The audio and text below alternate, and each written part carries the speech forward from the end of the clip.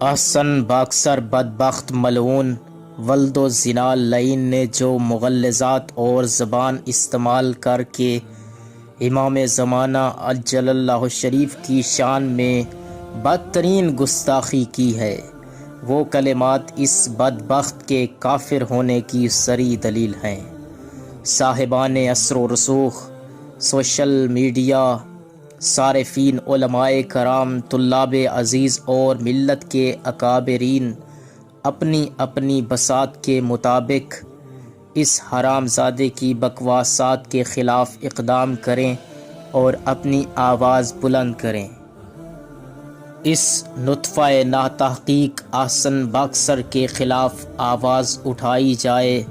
اس نے اشارے یا کنایے سے نہیں، باقاعدہ کھلے عام فرزند زہرا کی ذات اقدس اور ان کی والدہ گرامی کو صریح و گندی گالیاں بکی ہیں، اور اس کے یوٹیوب چینل پر اس کا اعتراف بھی موجود ہے، اور اس پر یہ بالکل بھی شرمندہ نہیں ہے، بلکہ دلیل پیش کر رہا ہے کہ میں نے مسلمانوں کے نہیں بلکہ شیعوں کے امام کو گالیاں دی ہیں۔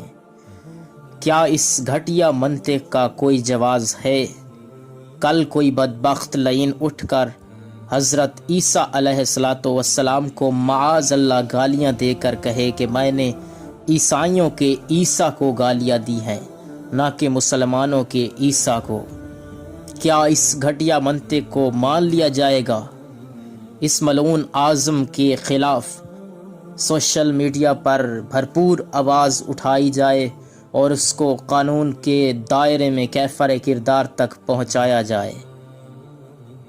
امام عصر یوسف زہرا وارث کربلا حضرت امام مہدی عجل اللہ شریف اور آپ کی پاک طیبہ طاہرہ والدہ ماجدہ کی شان اقدس میں گستاخی کرنے والا ملعون احسن باکسر نامی نجس ترین شخص کو فی الفور گرفتار کر کے توہین رسالت اور توہین اہل بیت علیہم السلام کے جرم میں قرار واقعی سزا دی جائے، کیونکہ اس بدبخت کے اس عمل سے ہر کلمہ گو کے جذبات مجروح اور دل رنجیدہ ہیں۔